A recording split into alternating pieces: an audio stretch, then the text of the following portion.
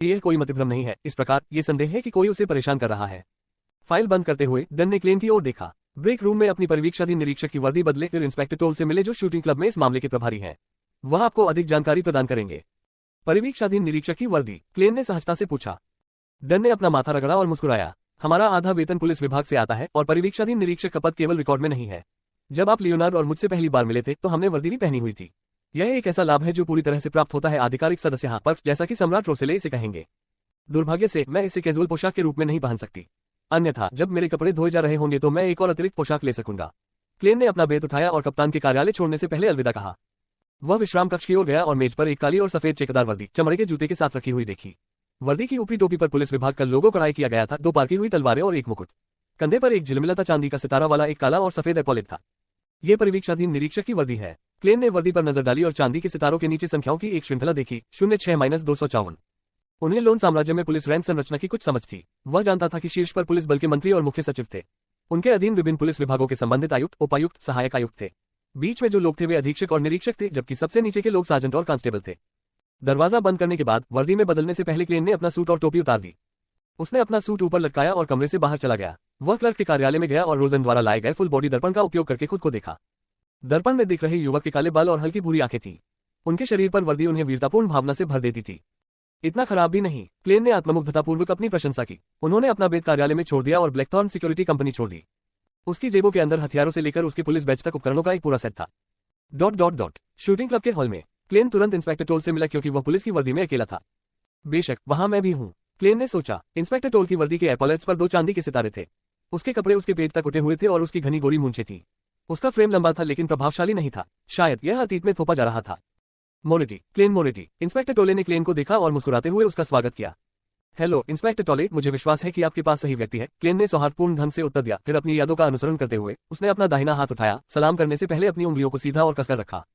टोले हंसे। मैं बता सकता हूं कि आप एक युवा व्यक्ति होंगे जिसके साथ मिलना जुलना आसान होगा। यह अच्छा है। क्या अब हमें सर डेविविल के घर जाना चाहिए? भले ही वह क्लेन से उच्च पद पर था, उसके प्रश्न का लहजा स्पष्ट रूप से मैत्रीपूर्ण था। कोई बात नहीं, क्लेन ने एक पल के लिए सोचा और कहा, आप मुझे गाड़ी के मामले के विवरण के बारे में बता सकते हैं?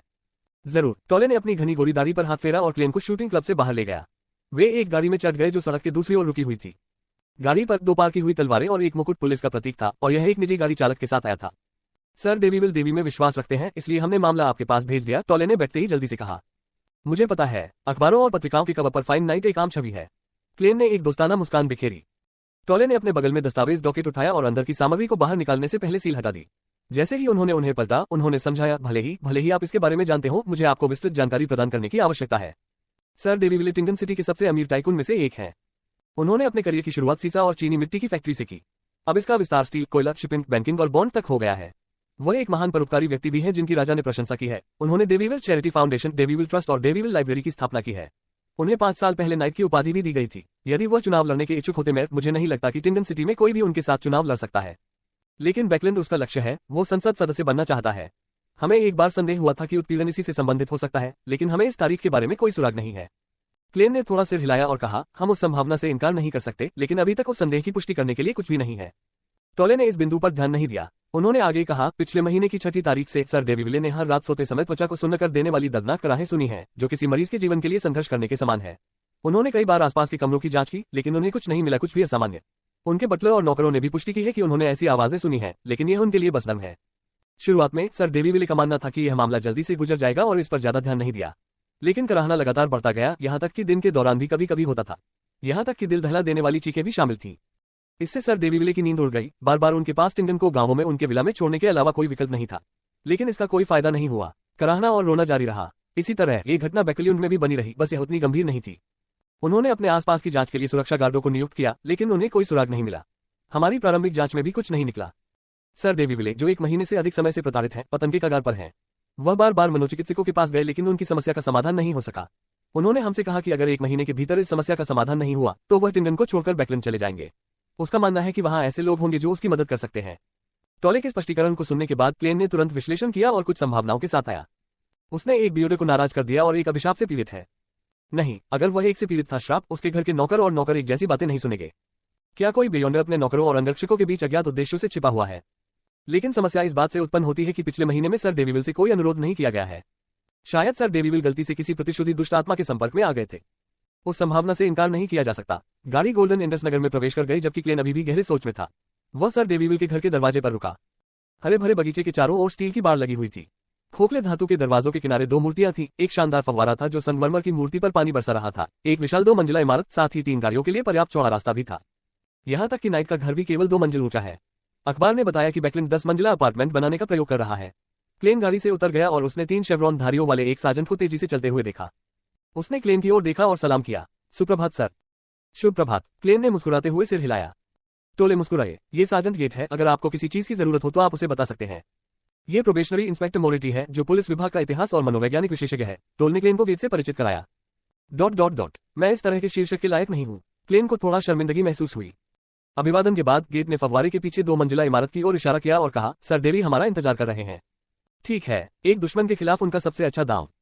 चूंकि वह पुलिस की वर्दी में था, वह अपनी रिवॉल्वर को अपने कुल्हे पर रख सकता था, जिससे उसे खींचना आसान हो गया। जैसे ही वे बात कर रहे थे, तीनों ने फव्वारे के चारों ओर अपना रास्ता बना लिया और दरवाजे के बाहर पहुंचा। तब तक एक नौकर ने दरवाजा खोल दिया था जो बगल में विनम्रता से इंतजार कर रहा था। जैसे ही क्लेन ने अपनी टोपी को ठीक करने का नाटक किया, उसने घर में प्रवेश करने से पहले अपनी स्पिरिट विजन को सक्रिय करने के लिए अपने ग्लेबेला पर 2 बार टैप किया। चौकोर चेहरे वाले सर डेविविल हॉल में अपने माथे की मालिश कर रहे थे। वह स्पष्ट रूप से उदास थे। उसके सुनहरे बाल और नीली आंखें या तो सूखी थी या सुस्त थी, जैसे कि उसकी उम्र कम से कम 5 साल अधिक हो गई हो।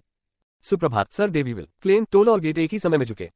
सर डेविविल खड़े हो गए और जबरदस्ती मुस्कुराने लगे। सुप्रभात अधिकारियों, मुझे आशा है कि आप उस समस्या का समाधान कर सकते हैं जिसके कारण मुझे परेशानी हो रही है। उस पल में क्लेन ने तिरछी नजरें झुका ली और अपनी भौहें हल्की सी सिकोड़ ली।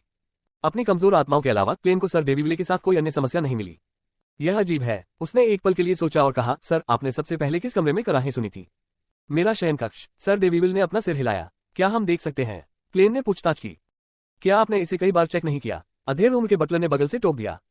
ये स्पष्ट था कि उसने इस बात पर ध्यान नहीं दिया कि क्लेन उस दयालु आत्मा का साथी था जिसने उठाए गए पैसे को अपनी जेब में नहीं रखा था। क्लेन मुस्कुराया शांत भाव से। वे मेरे सहकर्मी थे, मैं नहीं। सर, ये पुलिस एजेंसी द्वारा भेजा गया एक विशेषज्ञ है, टोले ने अपना परिचय देने का अवसर लेते हुए कहा। डेविविल ने युवा विशेषज्ञ की ओर देखा और कहा, ठीक है क्लेन, उसे मेरे कमरे में ले जाओ। सर, मुझे उम्मीद है कि आप हमारे साथ आएंगे, क्लेन ने गंभीरता से कहा। डेविविल कहने से पहले कुछ सेकंड के लिए झिझके, अगर इससे समस्या का समाधान हो सकता है।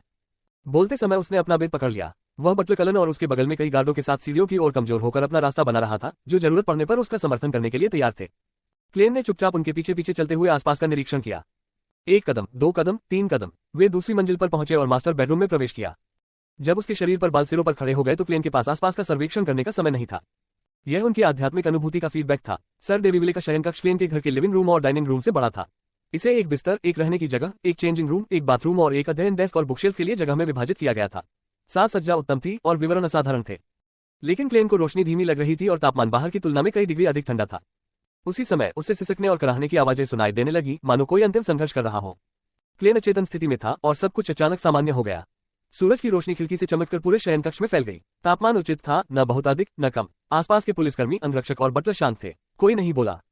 यह उसने क्लासिक लेकिन शानदार बिस्तर पर तिरछी नजर डाली। उसने महसूस किया कि कुछ धुंधली आंखें छाया में घूम रही थी, जैसे पतंगे जो निडर होकर गैस लैंप के आसपास रहते हैं। कुछ कदम आगे बढ़ते हुए क्लेन ने अपने स्पिरिट विजन से पिछली छवियां खोदी। कोई मानक भूत या बुरी आत्मा नहीं। ये वास्तव में क्या है? क्लेन ने भौहें सिकोड़ ली और उस रहस्यवाद के ज्ञान को याद किया जो वह इतने समय से सीख रहा था। उन्होंने जो देखा था उसके अनुसार मिशन आसान होता अगर इसे एक कॉपस कलेक्टर, रेमेडिकर या स्पिरिट मीडियम को सौंप दिया जाता। ये स्पष्ट रूप से उनकी विशेषज्ञता के क्षेत्र में नहीं था। खोजी दृष्टिकोण के रूप में अटकल का उपयोग करने की अपनी इच्छा को रोकते हुए क्लेन ने अपने दिमाग में चल रहे कुछ अनुमानों की पुष्टि करने के लिए अन्य निशानों की तलाश करने के लिए धीरे धीरे चारों ओर देखा। निरीक्षक, सर डेविविल ने झिझकते हुए पूछा, क्या आपको कुछ पता चला? अगर यह इतना आसान होता तो मेरा मानना है कि मेरे सहयोगियों ने अब तक इंतजार नहीं किया होता, क्लेन ने अवचेतन रूप से परोपकारी की ओर देखते हुए उत्तर दिया। जैसे ही उसने अपनी नजरें हटाने की योजना बनाई, उसने अचानक देखा कि उसके पीछे दर्पण में सर डेविविल के पीछे एक धुंधली सफेद मानव आकृति दिखाई दे रही थी। नहीं, वहां कई आकृतियां एक दूसरे को ओवरलैप कर रही थी, जिसके परिणामस्वरूप एक सफेद विकृत आकृति बन गई। आकृति चमक उठी और क्लेन को हल्की हल्की सिसकियां सुनाई देने लगी। ओह, उसने अपनी घबराहट को शांत करने के लिए एक सांस छोड़ी। डर के मारे उसने अपनी बंदूक लगभग बाहर निकाल ली थी। स्पिरिट विजन के साथ बढ़ी हुई आध्यात्मिक धारणा एक दिन मुझे संवेदनहीन रूप से डरा देगी। क्लेन ने अपना ध्यान वापस सर डेविविल पर केंद्रित करने से पहले मजाक करके अपनी तनावग्रस्त नसों को आराम देने की कोशिश की। इस बार उन्हें कुछ अलग देखने को मिला। अब जब वह शयन कक्ष में थे, सर डेविविल के चारों ओर एक फीकी और टेढ़ी मेढ़ी आकृति चमक रही थी। इससे उस क्षेत्र की रोशनी भी कम हो गई। प्रत्येक फ्लैश के साथ एक भ्रामक रोना और विलाप भी होता था जिसे कोई सामान्य व्यक्ति शायद ही पहचान पाता। सामान्य परिस्थितियों में किसी सामान्य व्यक्ति के लिए शायद ही सुना जा सके। क्या इसलिए कि ये दिन का समय है? जैसा कि उसने सोचा था, क्लेन ने सिर हिलाया। इस मामले के लिए उनका प्रारंभिक निर्णय था। यह आक्रोश था जो सर डेविविल को सता रहा था। यह अवशेष आध्यात्मिकता थी जो मनुष्य की मृत्यु से पहले अनसुलझे भावनाओं से उत्पन्न हुई थी। यदि आक्रोश की ऐसी भावनाएं कुछ समय तक इस संसार में बनी रहीं, तो वे प्रबल होकर एक भयानक क्रोधी आत्मा बन जाएंगी। हालांकि सर डेविविल एक प्रसिद्ध परोपकारी व्यक्ति थे, यहाँ तक कि बेंसन भी, जो एक निष्ठुर व्यक्ति था, उससे विस्मय में था। वह मृतकों के आक्रोश में क्यों डूबा होगा? क्या वह वास्तव में दोमुहा है? क्या ये नापाक इरादों वाले किसी बेयॉन्डर का जरिया हो सकता है? क्लेन ने संभावनाओं का संदेहपूर्वक अनुमान लगाया। कुछ देर सोचने के बाद उन्होंने डेविविल की ओर देखा और पूछा, माननीय महोदय, मेरे कुछ प्रश्न हैं। कृपया पूछें। डेविविल थककर बैठ गया। क्लेन ने अपने विचारों को व्यवस्थित किया और पूछा, जब आप किसी नई जगह जैसे कि गांव या बैकरूम जाने के लिए यहाँ से निकलते हैं, तो क्या स्थिति फिर से शुरू होने और धीरे धीरे बिगड़ने से पहले आपको अस्थायी रूप से कम आधी रात की शांति मिलती है? तब भी जब आप सोते हैं दिन के समय, क्या तुम कराहने और सिसकने की आवाजें सुन पाते हो? डेविविल की आधी बंद आंखें अचानक चौड़ी हो गई, क्योंकि उसकी गहरी नीली आंखें अचानक आशा से चमकने लगी। हाँ, क्या आपको समस्या की जड़ का पता चला? तभी उसे एहसास हुआ कि लंबे समय तक अनिद्रा और अपनी खराब मानसिक स्थिति के कारण वह इतने महत्वपूर्ण सुराग के बारे में पुलिस को सूचित करना पूरी तरह से भूल गया था। ये देखकर कि क्लेन के प्रश्न से कुछ उपयोगी बात उजागर हुई है, इंस्पेक्टर टोल ने आराम किया। वह जानता था कि नाइटहॉक को एक सुराग मिल गया है।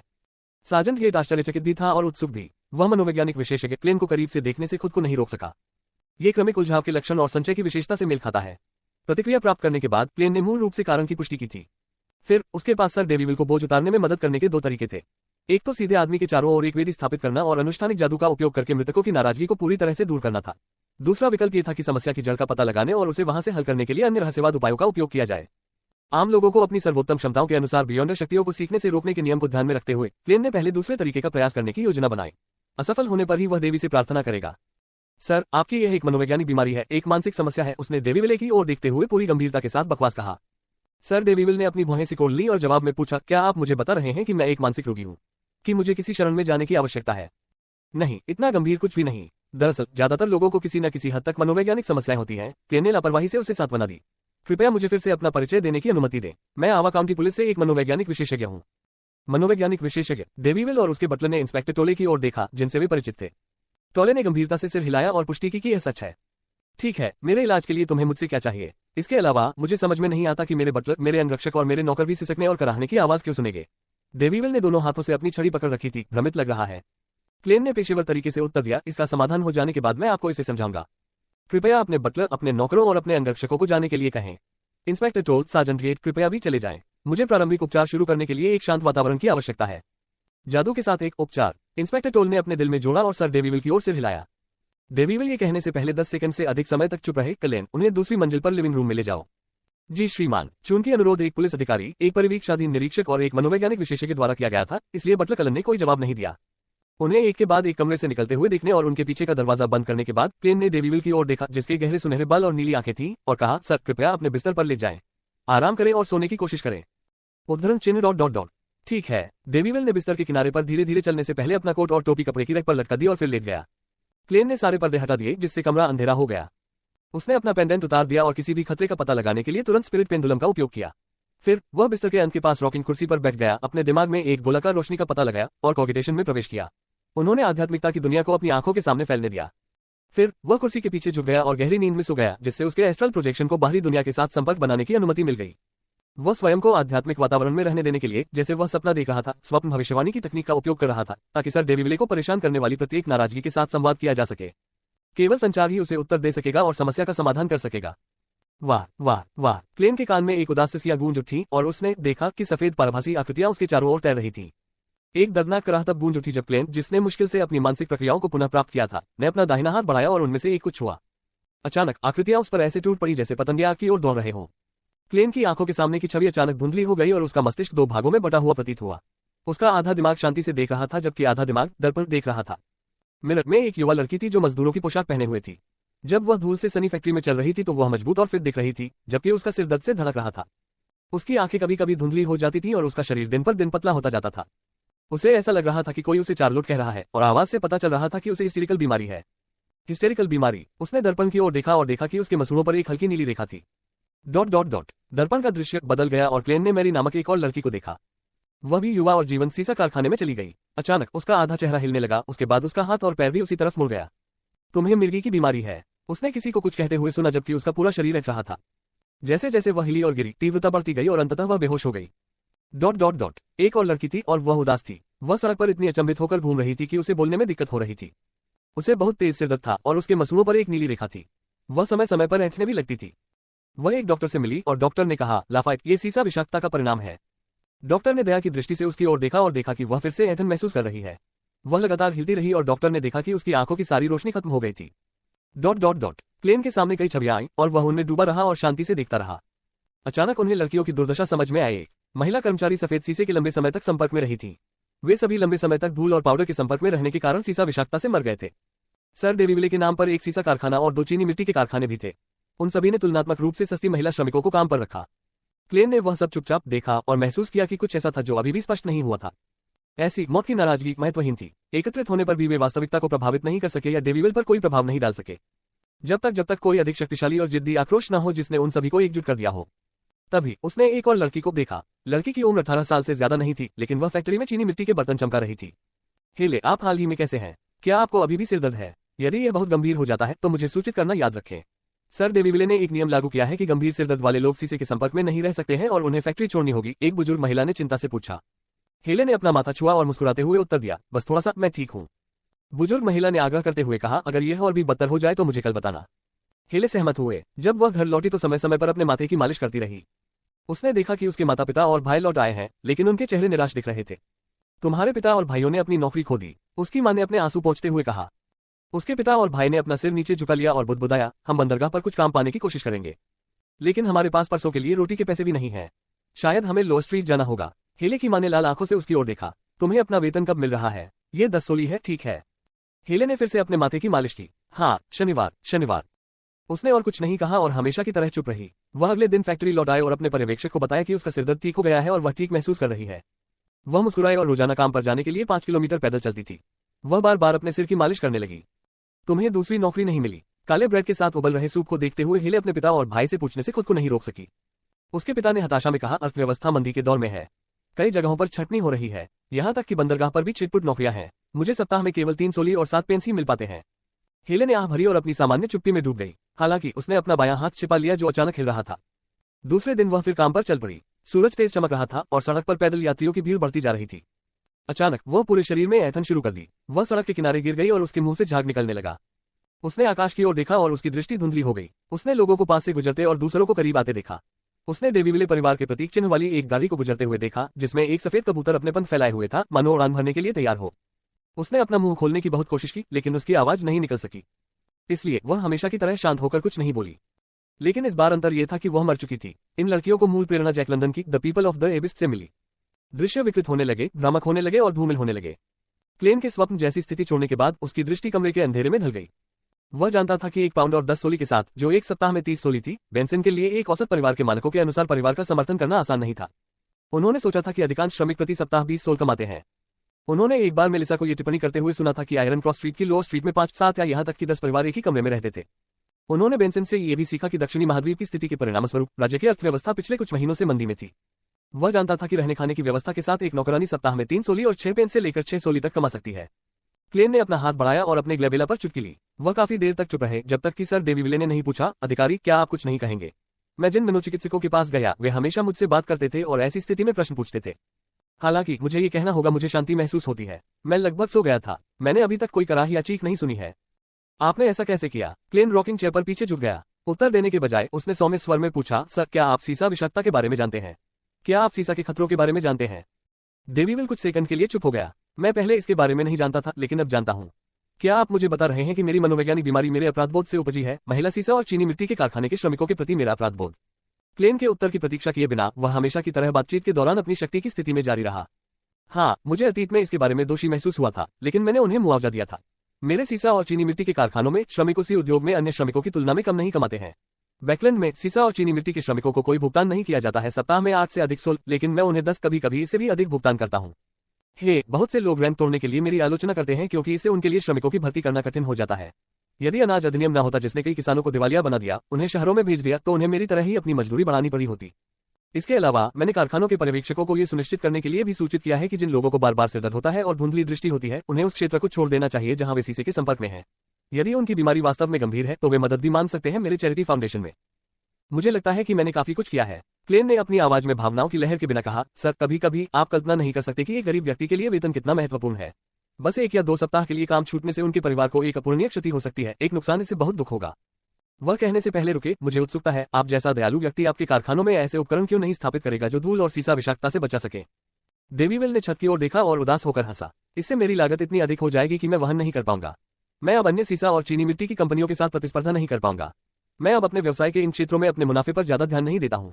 वास्तव में मैं हूँ यहाँ तक कि कुछ पैसा खर्च करने को भी तैयार हूँ, लेकिन अगर मुझे ऐसा करना जारी रखना है तो व्यवसाय को बनाए रखने का क्या मतलब है। इससे केवल कई श्रमिकों की मदद हो सकती है और यह उद्योग में मानक नहीं बनेगा या अन्य कारखानों पर प्रभाव नहीं डालेगा। इसका परिणाम ये हुआ कि मुझे श्रमिकों की सहायता के लिए पैसे खर्च करने पड़े। मैंने सुना है कि कुछ फैक्ट्रियां लागत कम करने के लिए गुप्त रूप से गुलामों को भी काम पर रखती हैं।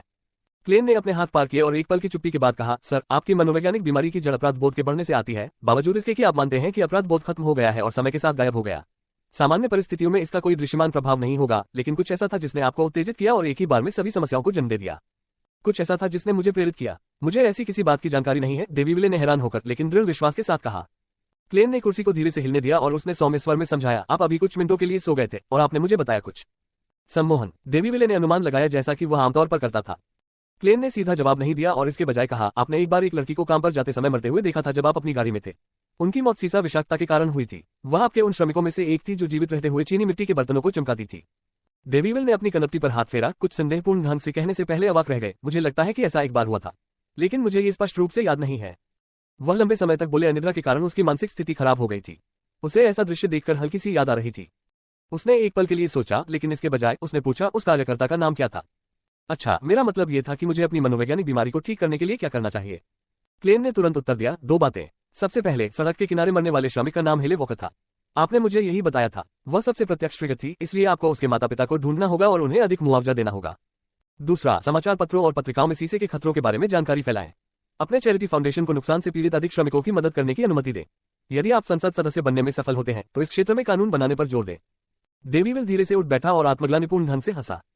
मैं बाकी सब कुछ करूंगा, लेकिन एक कानून बनाना है, मुझे लगता है कि यह असंभव है क्योंकि हमारे देश के बाहर के देशों से अभी भी प्रतिस्पर्धा है। इस तरह का कानून स्थापित करने से देश में पूरा उद्योग संकट में पड़ जाएगा। फैक्ट्रियां एक एक करके दिवालिया हो जाएंगी और कई कर्मचारी अपनी नौकरियां खो देंगे। जो संगठन गरीबों की मदद करते हैं वे इतने लोगों को नहीं बचा सकते। वह धीरे से बिस्तर से उतरा और अपना कॉलर ठीक किया। फिर उन्होंने क्लेन की ओर देखा और कहा, हेले वाकर, ठीक है, मैं तुरंत क्लेन को चीनी मिट्टी की कंपनी से उसके बारे में जानकारी प्राप्त करने और उसके माता पिता को ढूंढने के लिए बुलाऊंगा।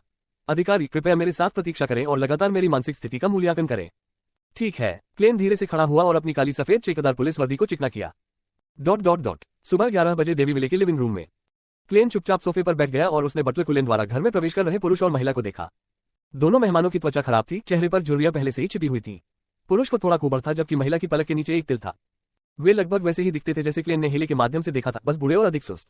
वे इतने दुबले पतले थे कि लगभग सभी हड्डियां बन गए थे। उनके कपड़े पुराने और मैले कुचले थे। क्लेन को यह भी पता चला कि वे आगे आयरन क्रॉस स्ट्रीट की निचली सड़क पर नहीं रह सकते। क्लेन ने महसूस किया कि उसकी आध्यात्मिक धारणा के माध्यम से बर्फीली हवा चल रही है। उसने अपना ग्लेबेला दबाया और सर डेविविल की ओर एक नजर डाली। पता ही नहीं चला कि कब उसके पीछे एक फीकी सफेद पारभासी टेढ़ी मेढ़ी आकृति दिखाई दी। शुभ सुप्रभात माननीय महोदय। हेले के माता पिता असामान्य रूप से विनम्र थे। डेविविल ने अपना माथा रगड़ते हुए पूछा, क्या आप दोनों हेले वॉकर के माता पिता हैं? क्या उसका एक भाई और 2 साल की बहन भी नहीं है? हेले की मां ने डरते हुए उत्तर दिया, उसके भाई का कुछ समय पहले बंदरगाह पर पैर टूट गया था। हमने उसे घर पर अपनी बहन की देखभाल करने के लिए रखा था। आह भरने से पहले डेविविल कुछ सेकंड के लिए चुप रहे। हेले के साथ जो हुआ उसके लिए मेरी गहरी संवेदना। ये सुनकर हेले के माता पिता की आंखें तुरंत लाल हो गईं। उन्होंने अपना मुंह खोला और एक दूसरे से कहा, आपकी सद्भावना के लिए धन्यवाद। पुलिस ने हमें बताया कि हेले की मृत्यु सीसा विषाक्तता से हुई। यही शब्द है, सही। ओह, मेरी बेचारी बच्ची, वह केवल 17 वर्ष की थी। वह हमेशा बहुत शांत, दृढ़ निश्चयी रहती थी। आपने पहले किसी को उससे मिलने के लिए भेजा था और उसके दफनाने को प्रायोजित किया था। उसे राफेल कब्रिस्तान में दफनाया गया है। डेविविल ने क्लेन की ओर देखा और बैठने की मुद्रा बदल दी। वह आगे झुका और गंभीर स्वर में बोला, वह वास्तव में हमारी भूल थी। मुझे माफी मांगनी होगी। मैंने विचार किया है कि मुझे हेले को मुआवजा देने के लिए आपको मुआवजा देने की आवश्यकता है। उसका साप्ताहिक वेतन 10 सोली था, है ना? एक वर्ष 520 सोली या 26 पाउंड होगा। चलो मान लेते हैं कि वह काम कर सकती थी अगले 10 साल। कुलेन, हेले के माता पिता को 300 पाउंड दो। प्रश्नवाचक चिन्ह उद्धरण चिन्ह। हेले के माता पिता अचंभित थे। यहाँ तक कि उनके पास भी केवल वे ही नहीं थे। यहाँ तक कि कमरे में मौजूद अंगरक्षकों और नौकरानियों के हाव भाव भी सदमे और ईर्ष्या के थे। यहाँ तक कि सार्जेंट गेट भी गहरी सांस लेने से खुद को नहीं रोक सके। उनका साप्ताहिक वेतन केवल 2 पाउंड था और उनके अधीनस्थों के बीच भी केवल एक सिपाही एक सप्ताह में 1 पाउंड कमाता था। सन्नाटे के बीच बटलर कुलेन अध्ययन कक्ष से बाहर चला गया और उसने एक उभरा हुआ बोरा उठाया और उसमें से नकदी के ढेर निकले। कुछ 1 पाउंड, कुछ 5 पाउंड, लेकिन ज्यादातर एक ही थे या 500। ये स्पष्ट था कि डेविविले ने अपने अधीनस्थों को पहले बैंक से चेंज प्राप्त कराया था। ये सर डेविविल की सद्भावना की अभिव्यक्ति है। कुलेन ने अपने मालिक से पुष्टि प्राप्त करने के बाद बोरी हेले के माता पिता को सौंप दी। हेले के माता पिता ने बोरी उठाए और उसे अविश्वास से देखते हुए अपनी आंखें मली। नहीं, ये बहुत उदारता है, हम इसे स्वीकार नहीं कर सकते, उन्होंने बोरी को कसकर पकड़ते हुए कहा। डेवीविले ने गहरी आवाज में कहा, हेले इसी की हकदार है। वाह, आप वास्तव में एक महान परोपकारी शूरवीर हैं। हेले के माता पिता उत्तेजना में बार बार झुके। उनके चेहरे पर मुस्कुराहट थी, मुस्कुराहट जिसे वे दबा नहीं सकते थे। उन्होंने बार बार शूरवीर की प्रशंसा की, उन्हीं कुछ विशेषणों को दोहराते हुए जिन्हें वे जानते थे। वे इस बात पर जोर देते रहे कि हेले स्वर्ग में उनके प्रति आभारी होगी। कलन, उन्हें घर भेज दो। ओह, उन्हें पहले बैंक ले जाओ। डेवीविल ने राहत की सांस ली और अपने बटलर को निर्देश दिया। हेले के माता पिता ने बोरी को कसकर पकड़ लिया और बिना रुके तेजी से दरवाजे की ओर चल दिए। क्लेन ने सर डेवीविले के पीछे एक धुंधली पारभासी आकृति को देखा, जो उनके साथ जाने की उम्मीद में अपने हाथ उनकी ओर बढ़ाने की कोशिश कर रही थी, लेकिन माता पिता की मुस्कुराहट असामान्य रूप से उज्ज्वल थी। वे पीछे नहीं मुड़े। वह आकृति धुंधली हो गई और जल्द ही पूरी तरह से गायब हो गई। क्लेन ने यह भी महसूस किया कि अतिथि हॉल में बर्फीला एहसास तुरंत सामान्य हो गया था। शुरू से अंत तक उसने केवल चुपचाप बैठा रहा, अपनी राय व्यक्त नहीं की। अधिकारी, मैं बहुत बेहतर महसूस कर रहा हूँ। अब क्या आप मुझे बता सकते हैं कि मेरे बटलर, नौकर और अंगरक्षक भी चीखें और विलाप क्यों सुन सकते हैं? ये केवल मेरी मनोवैज्ञानिक बीमारी नहीं होनी चाहिए, है ना? डेवीविल ने उत्सुकता से उसकी ओर देखा। इंस्पेक्टर टोले, जो अंतर्निहित सच्चाई जानते थे, तुरंत घबरा गए। क्लेन ने बिना अधिक अभिव्यक्ति के उत्तर दिया, मनोविज्ञान में हम इस घटना को सामूहिक हिस्टीरिया कहते हैं।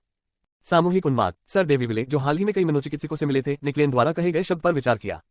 उनकी जिज्ञासा के बावजूद उनके बटलर, अंगरक्षकों और नौकरों ने एक भी आवाज नहीं निकाली, क्योंकि उन्हें उनके द्वारा अनुमति नहीं दी गई थी। जहां तक सार्जेंट गेट का सवाल है, उसने संदेह से क्लेन की ओर देखा, जैसे कि उसने उस अवधारणा के बारे में कभी नहीं सुना हो।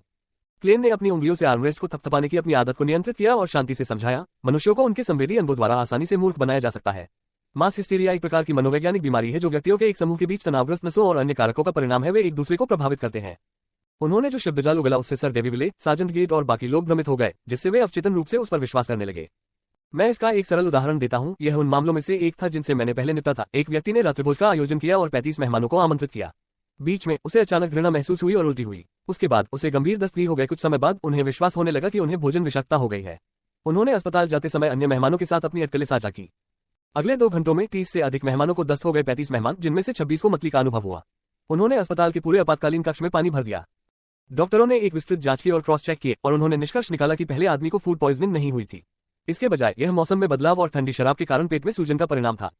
सबसे आश्चर्यजनक तथ्य तो यह था कि अस्पताल आए किसी भी मेहमान को फूड पॉइजनिंग नहीं हुई। वस्तुतः उनमें से एक भी बीमार नहीं था। वह सामूहिक उन्माद है। डेवीविले ने थोड़ा सिर हिलाया और आश्चर्यचकित होकर कहा, अब मैं समझ गया। मनुष्य आसानी से खुद से झूठ बोलते हैं। यह कोई आश्चर्य की बात नहीं है कि सम्राट रोसेले ने एक बार कहा था कि एक झूठ 100 बार दोहराया जाए तो वह सच हो जाएगा। अधिकारी, मैं आपको कैसे संबोधित कर सकता हूँ? आप अब तक मिले सबसे पेशेवर मनोचिकित्सकों में से हैं। इंस्पेक्टर मोरेटी, क्लेन ने अपने एपॉलेट की ओर इशारा करते हुए कहा, सर, आपकी परेशानियां अभी के लिए अस्थायी रूप से हल हो गई हैं। जब तक मैं ये निर्धारित कर लूं कि कोई अन्य समस्या तो नहीं है, तब तक आप सोने का प्रयास कर सकते हैं। यदि आप अच्छी नींद लेने में सक्षम हैं, तो कृपया आपके जागने का इंतजार करने के बजाय हमें समय से पहले विदा करने की अनुमति दें। ठीक है। डेवीविल ने अपने माथे की मालिश की, अपनी छड़ी ली और ऊपर अपने शयनकक्ष की ओर चल दिया। आधा घंटा बाद में एक पुलिस गाड़ी फव्वारे से डेवीविले के आवास के दरवाजे पर निकली। जब सार्जेंट गेट रास्ते में उतर गया और अपने पुलिस स्टेशन में लौटा, तो इंस्पेक्टर टोल ने क्लेन की ओर देखा। उन्होंने मजाक में तारीफ की, यहां तक कि मुझे भी विश्वास था कि आप एक वास्तविक मनोवैज्ञानिक विशेषज्ञ थे। इससे पहले कि वह अपना वाक्य पूरा करता, उसने काले और सफेद चेकदार वर्दी पहने उस युवक को देखा जो भावशून्य दिख रहा था। उसकी आंखें गहरी और शांत थीं और उसने अपने चेहरे पर जबरदस्ती मुस्कुराहट ला दी और कहा, मुझे अतीत में इसका केवल कुछ अनुभव था। इंस्पेक्टर टोले तब तक चुप रहे जब तक गाड़ी 36 जॉटलैंड स्ट्रीट के बाहर नहीं पहुंच गई। आपकी सहायता के लिए धन्यवाद, जिससे सर डेवीविल अंततः अपनी समस्याओं से मुक्त हो सके और फिर से नींद पाने में सक्षम हो सके। उसने अपना हाथ बढ़ाया और क्लेन से हाथ मिलाया। मेरी ओर से डन को धन्यवाद। क्लेन ने थोड़ा सिर हिलाया और कहा, ठीक है। वह सीढ़ियों से ऊपर गया और ब्लैकथॉर्न सिक्योरिटी कंपनी में लौट आया। उसने दस्तक दी और कप्तान के कार्यालय में प्रवेश किया।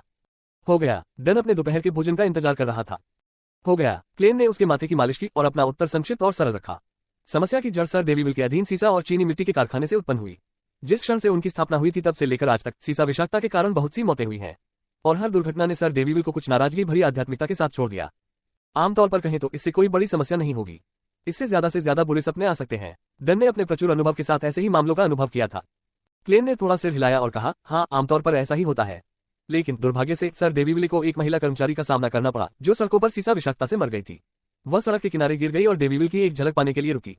पारिवारिक प्रतीक। उसके मन में तीव्र आक्रोश, चिंता और इच्छाएं भी थीं। ये तभी हुआ जब सर डेवीविले ने उसके माता पिता, भाई और बहन को 300 पाउंड का मुआवजा दिया, जिससे उसकी भावनाएं खत्म हो गईं। यह एक सामाजिक समस्या है। भाप और मशीनरी के युग में ये दुर्लभ नहीं है। डन ने अपना धूम्रपान पाइप निकाला, तंबाकू को सूंघा और आह भरी। लिनन बनाने वाले श्रमिक नम वातावरण में काम करते हैं और आमतौर पर ब्रोंकाइटिस और जोड़ों से संबंधित बीमारियों का निदान किया जाता है। जहां तक गंभीर पाउडर और धूल के मुद्दों वाले कारखानों का सवाल है, भले ही धूल जहरीली न हो, फिर भी यह फेफड़ों की समस्याओं में जमा हो सकती है। हमें इस बारे में बात करने की जरूरत नहीं है। जैसे जैसे राज्य विकसित होगा, मुझे विश्वास है कि ये समस्याएं हल हो जाएंगी। चलो आज रात आपके आधिकारिक सदस्य बनने का जश्न मनाने के लिए एक रेस्तरां ढूंढें, ठीक है? क्लेन ने कहने से पहले एक पल के लिए सोचा कल कैसा रहेगा। कैप्टन, मैंने आज लंबे समय तक स्पिरिट विजन का उपयोग किया है और उन नाराजगी से सीधे बातचीत करने के लिए स्वप्न भविष्यवाणी का भी उपयोग किया है। मैं विशेष रूप से थका हुआ महसूस कर रहा हूँ। मैं चाहता हूँ कुछ आराम करने के लिए दोपहर में घर लौटना ठीक रहेगा। फिर मैं दोपहर करीब 4 या 5 बजे डिविनेशन क्लब जाऊंगा, ये देखने के लिए कि क्लब के सदस्य हनास विंसेंट की अचानक मौत की खबर पर क्या प्रतिक्रिया दे रहे हैं। कोई बात नहीं, ये तो जरूरी है। डन हंसा। कल रात है, चलो इसे बगल के ओल्ड विल्स रेस्तरां में करते हैं। मैं रोजन से आरक्षण करा लूंगा। क्लेन ने अपनी पुलिस की टोपी उतार दी और उसे सलाम करने के लिए खड़ा हो गया। धन्यवाद कैप्टन, कल मिलते हैं। डन ने अपना हाथ उठाया और कहा, रुको, क्या आपने बताया कि सर डेविविल ने महिला कर्मचारी के माता पिता को 300 पाउंड का मुआवजा दिया था? हाँ। क्लेन ने सिर हिलाया और तुरंत समझ गया कि कप्तान ने इसका उल्लेख क्यों किया था। तुम्हें चिंता है कि वे अपनी संपत्ति के कारण मुसीबत में पड़ जाएंगे। डन ने आह भरी। मैंने पहले भी इसी तरह की कई स्थितियां देखी हैं। मुझे उनका पता बताए। मैं केनली से उनके लिए टिंडियन छोड़कर दूसरे शहर जाने की व्यवस्था करने के लिए कहूंगा ताकि वे अपना जीवन नए सिरे से शुरू कर सके। ठीक है, क्लेन ने गहरी आवाज में उत्तर दिया। ये सब करने के बाद वह डन के कार्यालय से बाहर निकला और तिरछे विपरीत ब्रेक रूम में प्रवेश किया। उसने अपना मूल सूट पहन लिया और पुलिस की वर्दी अपने लॉकर में छोड़ दी। क्लेन चुपचाप सार्वजनिक गाड़ी को डैफोडिल स्ट्रीट पर वापस ले गया। उसने अपना कोट और टोपी उतार दी। फिर उसने अपना पेट भरने के लिए पिछली रात का बचा हुआ खाना गर्म किया और गेहूं की रोटी के आखिरी टुकड़े के साथ खाया। फिर वह दूसरी मंजिल पर गया, अपने कपड़े लटकाए और बिस्तर पर लेट गया। जब वह उठा तो जेब घड़ी से पता चला कि दोपहर के 2:10 हो चुके थे। सूरज आसमान में ऊपर लटक रहा था और सूरज की रोशनी बादलों के बीच से चमक रही थी। सुनहरे वैभव के नीचे क्लेन अपनी मेज के पास खड़ा था और ओरियल खिड़की से बाहर देख रहा था। जब वे आयरन क्रॉस स्ट्रीट में प्रवेश कर रहे थे या बाहर निकल रहे थे तो उन्होंने पुराने फटे कपड़ों में पैदल चलने वालों को देखा। ओफ, उसने धीरे से एक सांस छोड़ी, अंततः अपनी उदासी पर काबू पा लिया। हर यात्रा में एक बार में एक कदम उठाना पड़ता था। इसी तरह उसके अनुक्रम को एक समय में एक स्तर आगे बढ़ाने की आवश्यकता थी। सब कुछ वैसे ही काम करता रहा। उसने सिर हिलाया और बैठ गया। उन्होंने पिछले सप्ताह की अपनी मुठभेड़ को समाप्त करना और पुनर्गठित करना शुरू कर दिया ताकि उनके दिमाग में महत्वपूर्ण बिंदुओं को मजबूत किया जा सके और उन्हें भूलने से रोका जा सके। दोपहर 3 बजने से 5 मिनट पहले धुंधले, असीमित, भूरे सफेद, खामोश भूरे कोहरे के ऊपर एक ऊंचा महल खड़ा था। एक प्राचीन चित्तीदार कांसे मेज वहां चुपचाप बैठी थी। लंबी मेज पर सम्मान की सीट पर एक आदमी पहले से ही घने भूरे कोहरे से घिरा हुआ बैठा था। क्लेन कुर्सी के पीछे झुक गया और विचार करने लगा। उसने अचानक अपना हाथ बढ़ाया और लाल रंग के सितारों पर थपथपाया जो जस्टिस और द हैंडमैन का प्रतिनिधित्व करते थे। बैकलियन, महारानी बरो। ऑड्रे ने तेजी से अपने शयन कक्ष की ओर चलते हुए अपनी पोशाक उठाई। अचानक उसे कुछ महसूस हुआ और उसने बालकनी पर बैठी परछाई की ओर देखा। जैसा कि अपेक्षित था, उसने अपनी गोल्डन रिट्रीवर सूसी को देखा जो हमेशा की तरह चुपचाप बैठी उसे देख रही थी। ऑड्रे ने आह भरी और अपनी छाती पर एक लाल चांद बना लिया। फिर वह करीब आए और कमांडिंग पोजीशन से अपने गोल्डन रिट्रीवर को देखा। सूसी, ये सही नहीं है, ये ताकझांक है। एक दर्शक को खुले तौर पर निरीक्षण करना होगा। गोल्डन रिट्रीवर ने अपने मालिक की ओर देखने के लिए अपना सिर उठाया और अपनी पूंछ हिलाई। अपने कुत्ते को परेशान करने के बाद ऑड्रे ने और देर नहीं की और फिर से अपने शयनकक्ष की ओर चलना जारी रखा। दरवाजा खोलने और बंद करने के कुछ ही सेकंड में उसे अचानक एक अजीब विचार आया। मुझे आश्चर्य है कि क्या मिस्टर फूल सूसी को उस रहस्यमय स्थान में प्रवेश करने की अनुमति देंगे। तब टैरो गैदरिंग में 4 सदस्य होंगे और वे सभी बियर्डर्स होंगे। बिल्कुल नहीं, सूसी बात नहीं कर सकती। यदि वे उसे अपनी राय व्यक्त करने और अपने विचार साझा करने दे तो वह क्या करेगी? वूफ वूफ वूफ, हाय हाय हाय, ओह, मैं यहाँ कुत्ते के भौंकने की नकल क्यों कर रहा हूँ? ऐसे दृश्य की कल्पना करना वास्तव में अजीब लगता है। एक कुत्ते के अचानक भौंकने के साथ एक रहस्यमय और गंभीर सभा। मिस्टर फूल निश्चित रूप से हमें टैरो गैदरिंग से बाहर निकाल देंगे सीधे। ऑड्रे ने दरवाजा बंद कर दिया और अपने बिस्तर के पास बैठ गई। उसने अपने तकिए के नीचे से पुराने पीले भूरे कागज का एक टुकड़ा निकाला। उसने इसे बार बार पढ़ा और अपनी दर्शक अवस्था में प्रवेश कर गई। सोनिया सागर के एक विशेष क्षेत्र में एक पुरानी नौक जो श्रोता का पीछा कर रही थी पहले ही रोरस्टेड द्वीप समूह छोड़ चुकी थी। नाविक अल्जीर विल्सन चिंतित थे कि दीवार घड़ी की मशीनरी खराब हो जाएगी, इसलिए वह लगभग आधे घंटे पहले कप्तान के केबिन में प्रवेश कर गए। अगर उन्होंने समय का गलत अनुमान लगाया होता जिसके कारण उनके अधीनस्थ उन्हें टैरो गैदरिंग में खींचते हुए देख सकते थे। उसके सामने लगभग पारदर्शी शराब का एक गिलास था। तीव्र सुगंध उसके नथुनों में तार तार होकर घूम रही थी। एल्गर एक बार फिर कांप उठा जब उसने आसम सभा होटल के गलियारे में उसके सामने आने वाले असीमित कोहरे और भूरे कोहरे के बीच में बैठे रहस्यमय मूर्ख के बारे में सोचा। उसने अपना गिलास उठाया और एक घूंट पी लिया, अपने गले की जलन का इस्तेमाल करते हुए अपने भीतर उमड़ी भावनाओं को शांत किया। बहुत जल्द वह शांत हो गया। वह हमेशा की तरह शांत और स्थिर थे। भूरे कोहरे के ऊपर विशाल पत्थर के स्तंभ एक राजसी दिव्य हॉल का निर्माण कर रहे थे। प्राचीन धब्बेदार कांसे मेज के किनारे 2 गहरे लाल धब्बे धुंधली मानव आकृतियों में फैले हुए थे। शुभ दोपहर मिस्टर फूल। धुंधले प्रभाव से संवर्धित ऑड्रे ने झुककर उसका स्वागत किया और मुस्कुराए। ये दुर्भाग्यपूर्ण है कि यहाँ कोई शराब नहीं है, अन्यथा हम आपके सफल परीक्षण के लिए जश्न मना सकते थे। वह अनुष्ठानिक जादू की बात कर रही थी। अल्जीर विल्सन ने भी प्रशंसा की, आप हमारी कल्पना से कहीं अधिक शक्तिशाली हैं। क्लेन हमेशा की तरह घने कोहरे से घिरा हुआ था। उसने अपने दाहिने हाथ को नीचे दबाया और अपने सामान्य स्वर में बोला और उत्तर दिया जैसे कि यह स्वाभाविक था।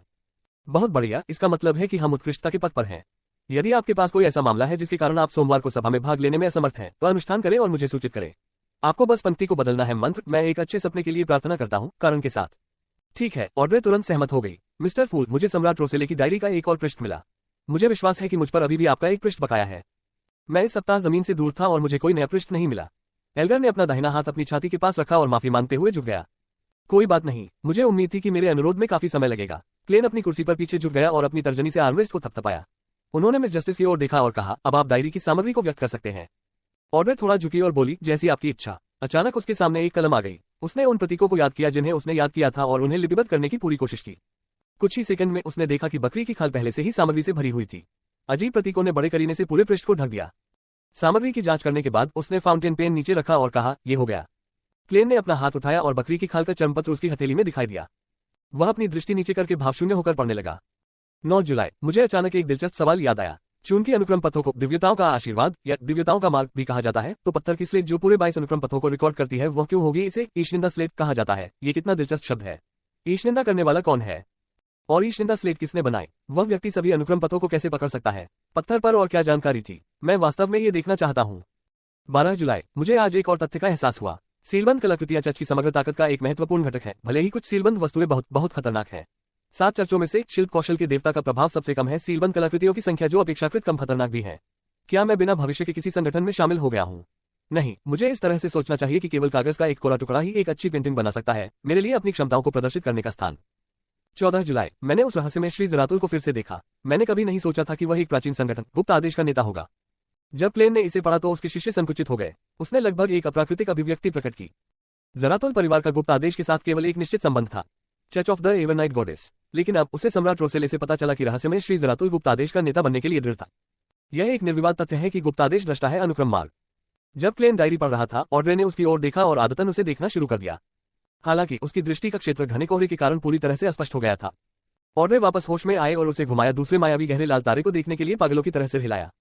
मैं मिस्टर फूल को देखने की कोशिश में बहुत लापरवाह, बहुत ढीठ, बहुत मूर्ख था। मैं भाग्यशाली था कि ऑड्रे ने चुपचाप अपनी जीभ बाहर नहीं निकाली और दृश्यों की प्रशंसा करने का नाटक किया। वह एक जीवंत धुन गुनगुनाने से बस थोड़ी ही दूर थी। एल्गर चुपचाप बैठा रहा, उसकी नजर लंबी कांस्य मेज से हटी नहीं रही थी। वह अपनी जगह जानता था, मानो वह किसी सच्चे ईश्वर की उपस्थिति में हो। क्लेन ने खुद को संभाला और डायरी के आखिरी हिस्से को स्कैन किया। ये जानने के बाद कि मैं सावंत बन गया हूँ, श्री ज़रातुल ने उल्लेख किया कि मैंने एक कठिन फिर भी अपेक्षाकृत सुरक्षित रास्ता चुना है। मैंने उनसे पूछा कि ऐसा क्यों है, लेकिन उन्होंने मुझे ये बताने से पहले केवल मुस्कुराया कि अनुक्रम पथ में रहस्य है मेरी कल्पना से परे। मैं उससे पूछे बिना नहीं रह सका कि उसने कौन सा अनुक्रम मार्ग चुना। उसने मुझे बताया कि उसका अनुक्रम 9 दृष्टा था। मैंने जानबूझकर उसका मजाक उड़ाया और पूछा कि क्या प्रत्येक दृष्टा केवल आधे अधूरे सत्य का खुलासा करता है, कभी भी चीजों को अधिक स्पष्ट रूप से नहीं समझाता है। इसके अलावा वह स्पष्ट रूप से एक शक्तिशाली हाई सीक्वेंस बियोडर था। उन्हें दृष्टा के रूप में कार्य जारी रखने की कोई आवश्यकता नहीं थी। श्री ज़रातुल ने मुझे बताया कि यह एक आदत थी जिसे उन्होंने तब से अपनाया था जब वह एक दृष्टा थे, और यह एक ऐसा तरीका था जो मेरी जिज्ञासा को बढ़ा सकता था और मुझे उनके साथ सहयोग करने के लिए प्रेरित कर सकता था। उन्हें उम्मीद थी कि मैं एक खतरनाक सीलबंद वस्तु को चुराने में उनकी मदद कर सकता हूं, church of the god of craftsmanship की वस्तु, एंटीगोनस परिवार का एक अवशेष। स्पष्ट रूप से इसके लिए तब तक इंतजार करना होगा जब तक मैं church of the god of craftsmanship का मुख्य सदस्य नहीं बन जाता। मैंने श्री ज़रातुल से पूछा कि अगर मैं अभिनय विधि का उपयोग करता हूं तो औषधि को पचाने में कितना समय लगेगा, और यह निर्धारित करने के लिए मुझे किन मानकों का उपयोग करना चाहिए अगर मैंने इसे पूरी तरह से पचा लिया होता। उन्होंने मुझसे कहा कि निचले अनुक्रमों के लिए औषधि को पचाने में केवल आधा साल लगेगा जब तक कि कोई सख्ती से अभिनय पद्धति का उपयोग करता है। वास्तव में सबसे तेज मामले में इसमें केवल 1 महीना लग सकता है, और प्रगति का मानक माप सरल था। औषधि पूरी तरह से पच जाने के बाद प्रत्येक बियोडर को तुरंत इसका एहसास हो जाएगा। जो है सो है। मैंने उससे और अधिक जानकारी मांगी, लेकिन वह केवल मेरी ओर देखकर मुस्कुराया। उसकी मुस्कुराहट भाड़ में जाए। जब मैं हाई सीक्वेंस बियोंडर बन जाऊंगा तो मैं जो भी दृष्टा देखूंगा उसे पीट दूंगा। ... शांति से आराम करे सम्राट। क्लेन ने जस्टिस और द हैंडमैन को दोबारा देखने से पहले डायरी को कई बार पढ़ा। इंतजार के लिए खेद है, ये हमारा सम्मान है। और वह अभी भी हैरान थी, वह एक दर्शक थी, और अपने शब्दों को व्यवस्थित किया। मैं मनोविज्ञान अल्केमिस्ट कहां पा सकता हूं? क्लेन इस बात पर विचार कर रहा था कि उस आदमी द हैंडमैन के करीब कैसे पहुंचा जाए। अल्जीर विल्सन ने अपना सिर हिलाया और कहा, मिस जस्टिस, सबसे पहले मुझे कोई सुराग नहीं है। दूसरे, मुझे नहीं लगता कि मनोविज्ञान किमियागरों की खोज में कोई जल्दबाजी है। अब आपको जिस चीज पर ध्यान केंद्रित करना चाहिए वह है स्पेक्टेटर पोर्शन को पूरी तरह से पचाना। ऑड्रे ने द फूल पर नजर डाली और देखा कि उसका बातचीत में शामिल होने का कोई इरादा नहीं था। उसने निराशा में सिर हिलाया और कहा, मैं बस इतना चाहती हूं कि मुझे बहुत कुछ मिले, तैयारी के लिए पर्याप्त समय ताकि मैं उनसे अधिक स्वाभाविक रूप से संपर्क कर सकूं। ठीक है, तो मैं स्पेक्टेटर औषधि को कब पचा सकता हूं और अभिनय करना बंद कर सकता हूं? क्या कोई मानक है जो बताता है कि मैं कब कर सकता हूं? मैं लगभग उस बिंदु पर हूं जहां मुझे अब निराशा महसूस नहीं होती है। नहीं, मैं अब लगातार बड़बड़ाहट सुन रहा हूं। एल्गर ने कोहरे में द फूल को देखा, लेकिन देखा कि उसका बोलने का कोई इरादा नहीं था। फिर उसने कहने से पहले विचार किया, यदि आप अभिनय पद्धति का उपयोग नहीं करते हैं तो सामान्य नियम यह है कि 3 साल तक प्रतीक्षा करें और पुष्टि करें कि अब आप बेचैनी महसूस नहीं कर रहे हैं या कोई श्रवण या दृश्य भ्रम प्राप्त नहीं कर रहे हैं। आप कब कर सकते हैं ये निर्धारित करने के लिए एक सरल परीक्षण है। वह तरीका है आपके शरीर को उसकी सीमा तक थका देना। यदि आप अभी भी उस समय कोई उन्मादी बड़बड़ाहट नहीं सुनते हैं या कोई अजीब चीजें नहीं देखते हैं तो इसका मतलब ये होगा कि आप आगे बढ़ने के लिए तैयार हैं। अभिनय पद्धति के संबंध में मैं भी अभी इसके संपर्क में आया हूं। यह अच्छा लग रहा है, इसलिए मुझे नहीं लगता कि इसमें 3 साल लगेंगे। वह बिल्कुल भी उपयोगी नहीं था। 3 साल, वह बहुत लंबा है। ऑड्रे ने अंदर ही अंदर आलोचना की। उसने अभी इस बारे में सोचा ही था कि उसने एक आर्मरेस्ट को थपथपाने की आवाज सुनी। ऑड्रे ठिठक गई, फिर खुशी से अपना सिर घुमाया। उसने मूर्ख को लंबी मेज के किनारे पर थपथपाते हुए देखा। एल्गर सीधा बैठा द फूल के बोलने का इंतजार कर रहा था। क्लेन ने अपने सामान्य स्वर में कहा, लो सीक्वेंस बियॉन्डर्स के लिए जब तक आप सख्ती से अभिनय पर कायम रहते हैं, आपको आधे साल में दवा पचाने में सक्षम होना चाहिए। इसे 1 महीने में करना भी संभव है। उन्होंने जस्टिस की ओर देखा और कहा, जहां तक पाचन के लक्षणों की बात है, जब यह आएगा तो आपको इसका पता चल जाएगा। इसे सिखाने की जरूरत नहीं है। 1 महीना, बढ़िया, धन्यवाद मिस्टर फूल, ऑड्रे खुशी से भरकर बोली। मिस जस्टिस, यह मत सोचिए कि आप चुनी गई हैं। मुख्य बिंदु आधा साल है। क्लेन ने अपना दाहिना हाथ उठाया और अपने होठों के पास रखा। आधा साल, एल्गर ने धीरे से दोहराया। ऑड्रे को उसके स्वर में खुशी, राहत और तीव्र संदेह महसूस हुआ। उसे किस बात का संदेह है? ऑड्रे ने सोचते हुए पूछा, मिस्टर फूल, क्या आपने और सदस्य जोड़ने पर विचार किया है? क्लेन लापरवाही से पीछे झुक गया। उसने बहुत पहले ही एक उत्तर तैयार कर लिया था। यह एक परीक्षण के रूप में शुरू हुआ, इसलिए मैंने हमारी बैठकों को आगे बढ़ाने के बारे में सोचने में ज्यादा समय नहीं लगाया। लेकिन अब एक नियमित सभा के रूप में हमें अपने सदस्यों को सावधानी से चुनना होगा। गोपनीयता हमारा आदर्श वाक्य है। ऑड्रे ने धीरे से सिर हिलाया और कहा, इसका मतलब यह है कि हमें अवलोकन, अनुशंसा और परीक्षण प्रक्रिया की प्रक्रिया का पालन करना होगा। हाँ, एक प्रक्रिया। आप इसकी व्याख्या इस तरह कर सकते हैं, क्लेन ने पुष्टि की। अपने मन में वह सोच रहा था कि वह गुप्तादेश और जोकर औषधि के बारे में कैसे पूछताछ कर सकता है। मैं इस तरह से प्रश्न कैसे पूछ सकता हूं जो मेरी स्थिति के अनुरूप हो। क्लेन को एक कठिन स्थान पर रखा गया था। उस पल में यह महसूस करते हुए कि न्यायमूर्ति के पास अस्थायी रूप से कहने के लिए और कुछ नहीं था, अजीर ने बोलने की पहल की, मैंने सुना है कि ऑरोरा ऑर्डर का एक श्रोता सच्चे निर्माता के निशान खोज रहा है। वह पवित्र निवास कौन सा है जिसकी वे वकालत करते हैं? सच्चा निर्माता, ऑड्रे ने हैरान होकर पूछा। यह एक प्राचीन इकाई है जिसकी कई गुप्त संगठनों और पंथों द्वारा पूजा की जाती है। उनका मानना है कि सृष्टिकर्ता पूरी तरह से नष्ट नहीं हुआ है।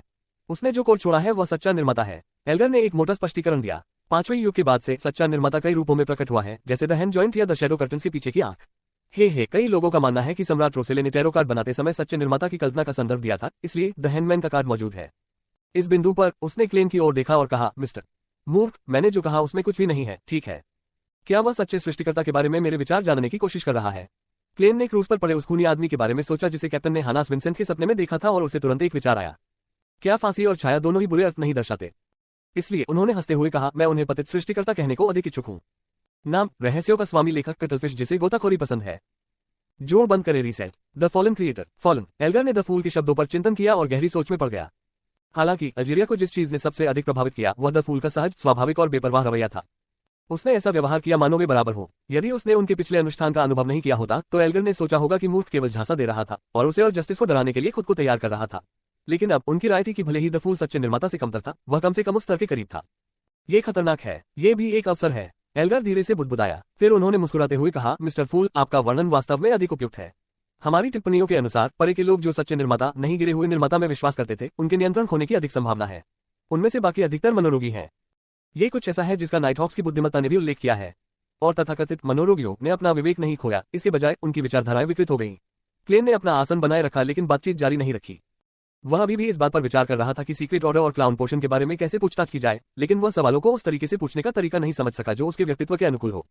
ये बहुत अफसोस की बात है कि सभा अभी भी एक इंटरनेट फोरम से बहुत अलग है। अन्यथा मैं गैदरिंग में शामिल होने के लिए एक और स्मर्फ खाता बना सकता हूं और वह खाता ऐसे प्रश्न पूछने का प्रभारी होगा जो पूछने के लिए मेरे लिए असुविधाजनक है। शायद एक दिन मैं दर्पण से संबंधित जादू सीखूंगा और इसे ढूंढना कोशिश करना। उदाहरण के लिए मैं यहाँ आधे सदस्यों को अपना स्मर्फ अकाउंट बना सकता हूँ। यहाँ 22 कुर्सियां हैं और टैरो डेक में 22 कार्ड हैं। ये बिल्कुल मेल खाता है। लेकिन जब मैंने इस दिव्य हॉल का निर्माण किया तो मैंने अपना नाम मूर्ख भी नहीं रखा या टैरो क्लब बनाने का मेरा कोई इरादा नहीं था। हम क्या ये 22 अलग अलग अनुक्रम पथों का प्रतीक है? मैं एक दिव्य हॉल चाहता था, इसलिए एक दिव्य हॉल प्रकट हुआ। अगर मुझे एक स्मर्फ खाता चाहिए तो क्या मुझे एक स्मर्फ खाता मिलेगा? द फूल को घने भूरे कोहरे में चुपचाप डूबा हुआ देखकर ऑड्रे ने उदास और उत्सुकता से पूछा, ये डरावना लगता है। मिस्टर हैंडमैन, क्या आप साझा कर सकते हैं प्रत्येक रहस्यमय संगठन के बारे में विस्तार से जानकारी और प्रत्येक गुप्त पंथ के बारे में भी? मेरे लिए अपने दैनिक जीवन के दौरान उनके संपर्क में आना कठिन है, इसके लिए भुगतान करने को तैयार हूँ। क्या मैं जान सकता हूँ कि आप बदले में क्या चाहेंगे? ये बहुत बढ़िया सवाल है मिस जस्टिस, आप कुछ हद तक मेरे स्मर्फ अकाउंट की भूमिका निभा रही हैं। इस तरह द हैंडमैन निश्चित रूप से गुप्त आदेश लाएगा। आप सर्वश्रेष्ठ हैं। ये सुनकर क्लेन का दिमाग हिल गया, लेकिन उसने अपनी भावनाओं को अपनी अभिव्यक्ति या हरकतों से जाहिर नहीं होने दिया। एल्गर ने कहने से पहले एक पल के लिए सोचा, मुझे पैसे की जरूरत है, 1000 पाउंड। ये सबसे अच्छा होगा यदि वे सीरियल नंबर द्वारा चिन्हित बिल नहीं थे, या शायद रत्न जो अभी अभी खोजे गए हैं। बैकलोन ज्वेलरी के अनुसार उनकी कीमत लगाएं एक्सचेंज की मासिक औसत कीमत 1000 पाउंड। ये बहुत बड़ी रकम है। इसका उपयोग टिंडन सिटी में एक उच्च श्रेणी की सड़क पर घर खरीदने के लिए किया जा सकता है। हर किसी को ये तुरंत उपलब्ध नहीं होगा। कैप्टन का वार्षिक वेतन इतना हो सकता है, मुझे लगता है। हेले की मृत्यु का मुआवजा केवल 300 पाउंड था। हालांकि मिस जस्टिस एक कुलीन है, लेकिन जाहिर तौर पर उन्हें अभी तक अपने परिवार की संपत्ति विरासत में नहीं मिली है और उन्हें केवल कुछ प्रकार का वार्षिक भत्ता मिलेगा। हम इसमें कोई आश्चर्य की बात नहीं है। द हैंडमैन ने कहा कि इसका भुगतान रत्नों के माध्यम से किया जा सकता है। क्लेन मौद्रिक आंकड़ों के प्रति बहुत संवेदनशील था। सौभाग्य से वह घने कोहरे में ढका हुआ था। एक अकेली महिला या मैडम के लिए 2000 पाउंड उसे एक सभ्य जीवन जीने दे सकते हैं। यदि 2000 पाउंड का निवेश किया गया था तो निवेश विश्वसनीय रूप से लगभग 100 पाउंड का वार्षिक रिटर्न दे सकता है। 1000 पाउंड, ऑड्रे ने चौंकते हुए कहा। फिर उसने खुशी से जवाब दिया, कोई बात नहीं, क्या मैं इसे पिछले पते पर भेज दूं? मिस जस्टिस के लहजे से पता चलता है कि उन्हें ये बहुत घटिया लगता है। क्लेन ने उधर नहीं देखा। एल्गर 20 सेकंड तक शांत रहा और फिर उसने कहा, हाँ, इसे प्रिट्स हार्बर के व्हाइट रोज बरो में पेलिकन स्ट्रीट पर वॉरियर एनसी बार में भेज दो। बॉस, विलियम्स को बताओ कि कैप्टन यही चाहता है। ठीक है। ऑड्रे पीछे झुकी और दर्शक की तरह खड़ी हो गई। हैंडमैन, आप अब शुरू कर सकते हैं। एल्गर ने द फूल की ओर देखा, एक पल के लिए विचार किया और फिर धीरे से कहा, चलो मूसा के तपस्वी आदेश से शुरू करते हैं। ये सबसे प्राचीन गुप्त संगठन है। बेशक कई लोग सोचते हैं कि सबसे पुराने छिपे हुए संगठन church of the Evernight goddess, church of mother earth और church of the god of combat है। ये लोग church of lord of storms, church of eternal blazing sun या church of the god of knowledge and wisdom से होंगे। Audrey ने नाराजगी से इनकार किया। चर्च ऑफ द गॉडेस सबसे प्राचीन गुप्त संगठन है। वह पहली बार था जब क्लेन ने इस तरह के दावे के बारे में सुना था। चौथे युग या तीसरे युग में वास्तव में क्या हुआ था?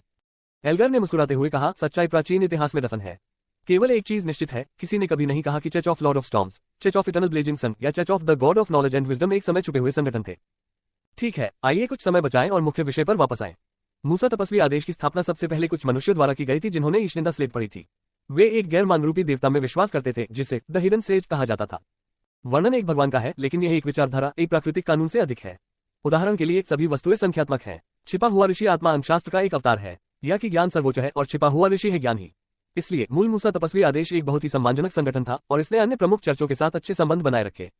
संगठन के सदस्यों ने नियंत्रण खोने का विरोध करने और अवशेष औषधि के प्रभावों को हल करने के लिए तपस्वी जीवन व्यतीत किया। उन्होंने अपने आदेश के रहस्यों को सख्ती से रखा और उन्होंने नैतिक और धार्मिक सिद्धांतों को कायम रखा। उनका मानना है कि मनुष्य मृत्यु के बाद लगातार पुनर्जन्म लेते हैं। जिस अनुक्रम 9 को वे समझते हैं उसे मिस्ट्री प्राय कहा जाता है। वॉरलॉक शब्द भी उसी संगठन से फैला था। ऑड्रे ने द हैंडमैन के विवरण को ध्यान से सुना और तेजी से पूछा, आपने कहा था कि मूसा एसेटिक ऑर्डर एक सम्मानजनक संगठन हुआ करता था, क्या वे अब एक नहीं है? एल्गर ने बिना सोचे समझे अपना सिर हिलाया। हाँ, वे भ्रष्टाचार में गिर गए हैं और अब एक दुष्ट संगठन है। क्यों? मुझे उनकी मान्यताएं बहुत अच्छी और बहुत सामान्य लगती हैं। ऑड्रे ने अपना भ्रम व्यक्त किया। यही क्लेन की भी उलझन थी। अपनी सुरक्षा मंजूरी से उन्हें जो जानकारी मिल सकी उसमें मोसेस एसेटिक ऑर्डर के अनुग्रह से गिरने का कारण नहीं बताया गया। अल्जीरिया ने उस अथाह मूर्ख की ओर देखा और धीरे से सहमत हो गया। मैं वास्तविक कारण के बारे में निश्चित नहीं हूँ। ऐसा इसलिए हो सकता है क्योंकि इसे इतिहास ने दफन कर दिया है। हालांकि मैंने एक भयानक व्याख्या सुनी है। उस कहानी में मूसा के तपस्वी आदेश के भ्रष्ट होने का मुख्य कारण ये था कि भगवान वे जिस छिपे हुए ऋषि पर विश्वास करते थे वह जीवित हो गया था। वह एक दुष्ट देवता का अवतार बन गया, जीवन में आया। यह कैसे? ऑड्रे को यह अकल्पनीय लगा क्योंकि उसने अविश्वसनीय स्वर में उत्तर दिया। बिना इसका एहसास किए वह अपनी दर्शक अवस्था से बाहर निकल चुकी थी।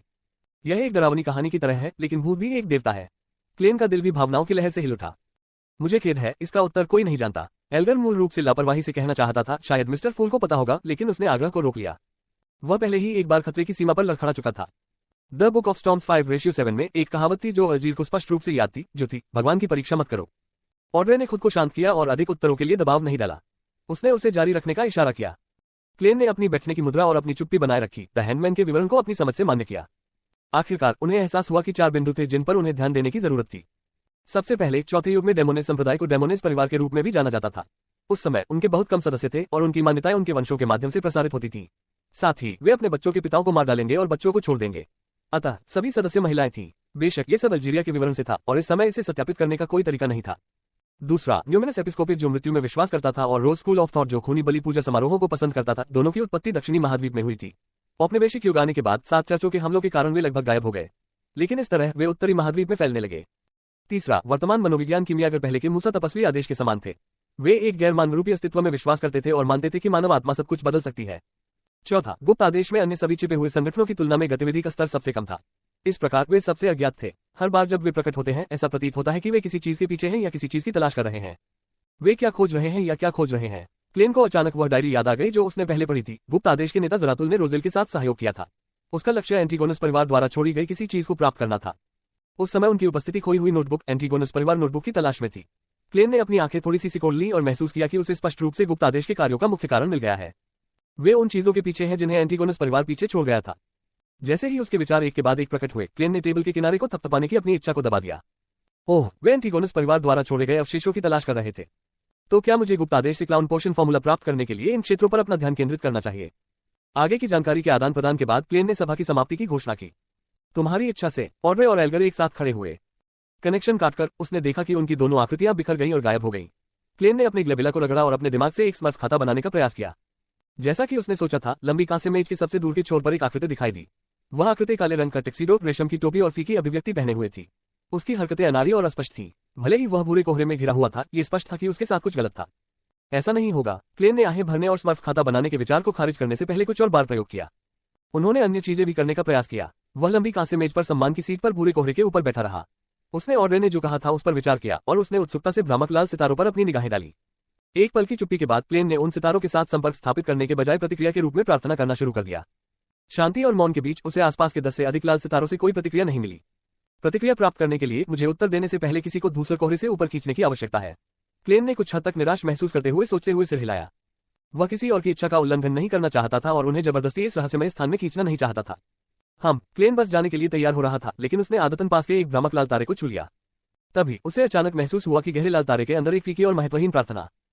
एक प्रार्थना। क्लेन के दिमाग में हलचल मच गई क्योंकि उसने वही तरीका इस्तेमाल किया जो उसने दहन मैन पर जासूसी करते समय इस्तेमाल किया था।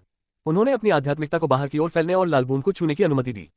उसकी दृष्टि में एक धुंधली और टेढ़ी मेढ़ी छवि उभरी। वह हल्के से एक गोरे किशोर को शुद्ध क्रिस्टल बॉल के सामने जमीन पर घुटने टेकते हुए देख सकता था। उस किशोरी ने चुस्त दुरुस्त काले रंग की पोशाक पहनी हुई थी, जिसकी शैली लोएन साम्राज्य की समकालीन शैलियों से बहुत अलग थी। ये फेस एक साम्राज्य और इंटिस रिपब्लिक के पारंपरिक परिधानों के अधिक अनुरूप था, जिसे क्लेन ने पत्रिकाएं पढ़ते समय देखा था।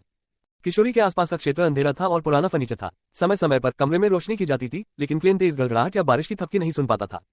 छवि में किशोर ने अपने हाथ अपने माथे पर रखे हुए थे, उंगलियां क्रॉस की हुई थीं। वह आगे झुका और लगातार किसी चीज के लिए प्रार्थना करता रहा। उसका मोटा लहजा क्लेन के कानों में गूंज गया। क्लेन ने ध्यान से सुना, लेकिन एक अजीब तथ्य सामने आया। वह समझ नहीं पा रहा था कि दूसरा पक्ष क्या कह रहा है। यह एक ऐसी भाषा थी जिसका सामना उन्होंने अपने जीवन में कभी नहीं किया था। ये सोचना कि मैं एक विदेशी भाषा नहीं समझ सकता, भले ही मैं भूरे कोहरे के ऊपर इस दुनिया का रहस्यमय शासक हूँ।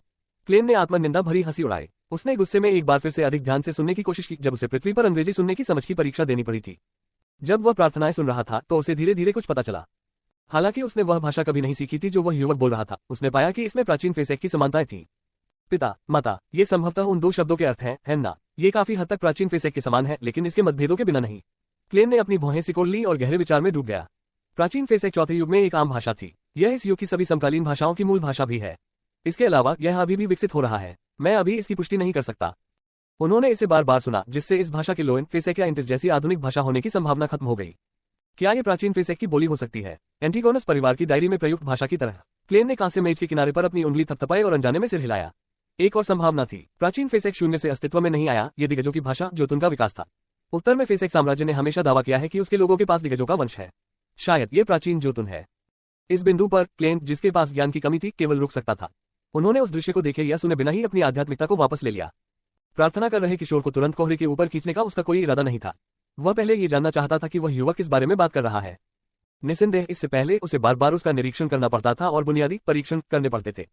उफ! अपनी कुर्सी पर पीछे झुकते हुए क्लेन ने सांस छोड़ी। उन्होंने खुद को अपनी आध्यात्मिकता से ढक लिया और गिरने की भावना का अनुकरण किया।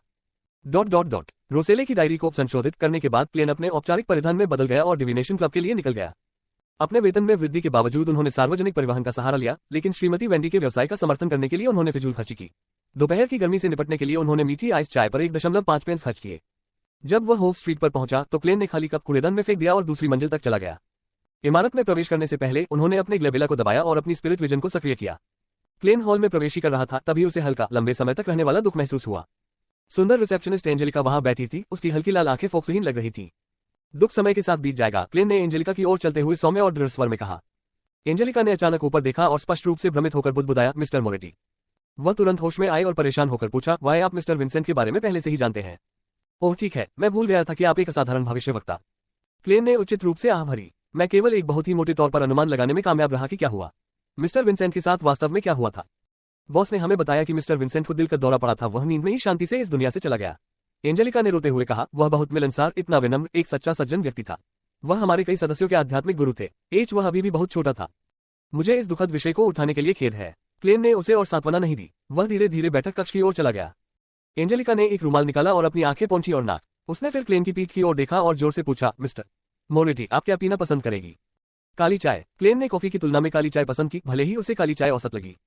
इसकी तुलना में उसने अदरक बियर और मीठी आइस चाय पसंद की। लेकिन एक सज्जन व्यक्ति के रूप में यह था, औपचारिक माहौल में एक बच्चे की तरह व्यवहार करना उसके लिए सही नहीं था।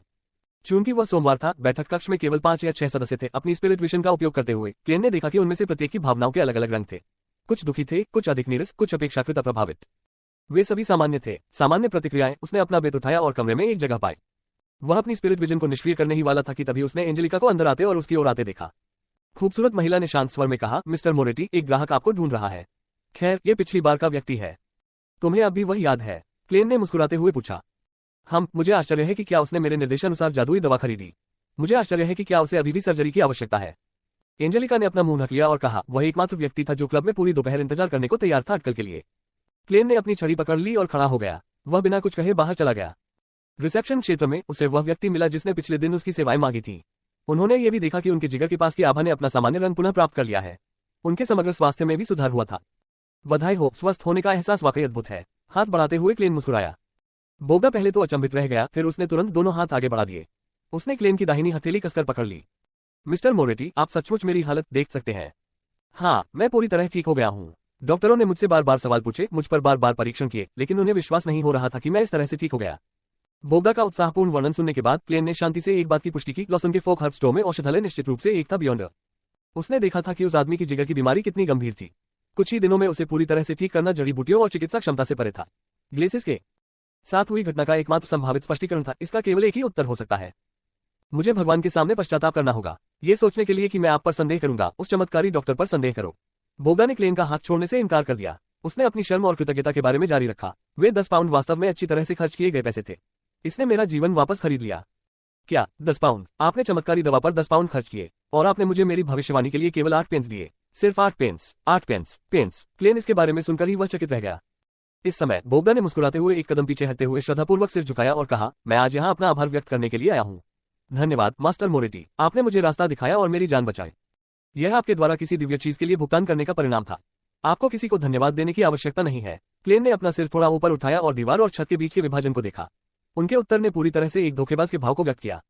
आप एक सच्चे दृष्टा हैं, बोगा ने प्रशंसा की। इसके बाद मैं उस औषधालय को धन्यवाद देने और उसके द्वारा सुझाई गई दवा खरीदने के लिए व्लाद स्ट्रीट जाऊंगा। क्या तुम अभी तक ठीक नहीं हुए हो? क्लेन ने कुशलता से सदमे को अपनी आवाज में छिपा लिया। बोगा ने चारों ओर देखा और जब उसने पुष्टि की कि रिसेप्शनिस्ट उन पर ध्यान नहीं दे रहा था तो वह हंसा। उन्होंने धीरे से हंसते हुए कहा, डॉक्टर ने जड़ी बूटियों के एक मिश्रण का उल्लेख किया है जिसमें मम्मी पाउडर भी शामिल है। यह एक ऐसा नुस्खा है जो पुरुषों और महिलाओं दोनों को संतुष्ट करेगा। मुझे तब डॉक्टर पर विश्वास नहीं था, लेकिन अब मुझे कोई संदेह नहीं है। ... ऐसा कोई नुस्खा है? क्लेन को अचानक महसूस हुआ कि औषधालय एक धोखेबाज था और उसे संदेह हुआ कि क्या उसने उसके सामने वाले व्यक्ति को विनाश के ज्वलंत गड्ढे में धकेल दिया है। उन्होंने बोगा का अवलोकन किया और पुष्टि की कि उसकी आभा में कोई समस्या नहीं है। Mummy powder? क्लेन ने सावधानी से पूछा। हाँ, मम्मी पाउडर। मैंने एक दोस्त से पूछा, उसने बताया कि बैकलैंड के रईस भी ऐसी चीज की तलाश में रहते हैं। यह मम्मी को पीसकर बनाया गया पाउडर है जो पुरुषों को बिस्तर में चरम प्रदर्शन देता है। भले ही यह घृणित है और गंदा लगता है, ये वास्तव में अभिजात वर्ग द्वारा उपयोग की जाने वाली सामग्री है। बोगा ने एक विस्तृत विवरण दिया। उसकी आंखों में एक उत्कट अभिलाषा थी। माँ, लाशों से बनी मम्मियाँ, फिर उन्हें पीसकर चूर्ण बना ले। क्लेन अवाक रह गया। वह बोगा के सामने लगभग पीछे हट गया। वे रईस निश्चित रूप से कट्टर हैं। जैसे ही वह बोगा को ऐसा न करने की सलाह देने वाले थे, ग्लेशियस, जो पहले फेफड़ों की बीमारी से पीड़ित था, दरवाजे में घुसा और उसने बोगा का विवरण सुना। हाँ, ये बहुत प्रभावी है। मेरा सुझाव है कि आप व्लाद स्ट्रीट पर लॉसन के फोक हर्ब स्टोर पर जाएं। श्री लॉसन का गुप्त नुस्खा बहुत प्रभावी है। ग्लेशियस ने अपना चश्मा उतार दिया और दिलचस्पी से झुक गया। उन्होंने शांत स्वर में सिफारिश की, मेरा अनुभव बहुत बढ़िया था। तुम्हें भी इसके बारे में पता है। मैं मिस्टर लॉसन के फोक हर्ब स्टोर की ओर जाने ही वाला था। बोगा की चिंताएं पूरी तरह से गायब हो गईं। थोड़ी देर की बातचीत के बाद वह जल्दी से डिविनेशन क्लब से निकल गया। तब तक क्लेन अभी भी थोड़ा स्तब्ध था। अपनी टोपी पहनने और अपनी काली छड़ी उठाने से पहले उसने दोपहर 5:15 बजे तक इंतजार किया। वह एक गाड़ी लेकर व्लाद स्ट्रीट तक गया और निर्णय लेने से पहले कि उसे कप्तान को सूचित करना चाहिए या नहीं, लॉसन डाकवीर नामक औषधालय का निरीक्षण करना था। 18 व्लाद स्ट्रीट। क्लेन जड़ी बूटी की दुकान के बाहर खड़ा था और उसने बंद दरवाजा देखा, साथ ही एक सबलेटिंग नोटिस भी देखा। काफी सावधान आदमी। वह चुपचाप बुदबुदाया। चूंकि ऐसा हो चुका था, अब उसे परेशान होने या कोई निरीक्षण करने की आवश्यकता नहीं थी। नाम, रहस्यों का स्वामी लेखक कटलफिश, जिसे गोताखोरी पसंद है। जोड़ बंद करे रीसेट। अगले दिन की दोपहर तक क्लेन थकावट के किसी भी लक्षण से पूरी तरह ठीक हो गया था। वह स्थिर कदमों से ब्लैकथॉर्न सिक्योरिटी कंपनी में दाखिल हुआ। सुप्रभात क्लेन, आज मौसम बहुत अच्छा और सुंदर है। मैं आज रात की दावत का इंतजार कर रहा हूँ। हल्के हरे रंग की पोशाक पहने रोजन ने रिसेप्शन डेस्क के पीछे से मुस्कुराते हुए उनका स्वागत किया। क्लेन ने जानबूझकर अपने पेट को छुआ और कहा, मिस रोजन, आपको इतनी सुबह इस बारे में बात नहीं करनी चाहिए। मैं पहले से ही आज के मिशन से थक गया हूँ जो अभी तक नहीं आया है। मैं केवल शाम के जल्दी आने की आशा करता हूँ। उद्धरण चिन्ह। मैं भी, रोजन ने हंसते हुए कहा। उसने बाएं और दाएं देखा, फिर उसने क्लेन को पास आने का इशारा किया। उसने अपनी आवाज धीमी की और कहा, मैं मैडम डेली से पहले मिली थी। Spirit medium madam Daly? Klein ने आश्चर्य से पूछा। आवा काउंटी का सबसे प्रसिद्ध स्पिरिट मीडियम इस समय एनमेट हार्बर में रह रहा था और यह टिंडन से थोड़ी दूरी पर नहीं था। हाँ, रोजन ने दृढ़ता से सिर हिलाया और कहा, लेकिन वह पहले ही जा चुकी है। वह मेरी आदर्श बियॉन्ड है। अगर मैं एक स्पिरिट मीडियम बन जाता तो मैं टिंडन को छोड़ देता और अकेले दुनिया भर में यात्रा करता। इंटेस के लिए फेसेक फेना पोर्टर तक, दक्षिणी महाद्वीप तक, विशाल घास के मैदानों, आदिम जंगलों और बर्फ से ढके मैदानों तक। लेडी नाइटहॉक्स के नियमों से अवगत रहें। क्लेन ने मनोरंजन में अपना सिर हिलाया। यहाँ तक कि मैडम डेली को भी एनमेट हार्बर छोड़ने के लिए आवेदन करना होगा और अनुमति प्राप्त करनी होगी। मैं ये जानता हूँ, लेकिन आप अभी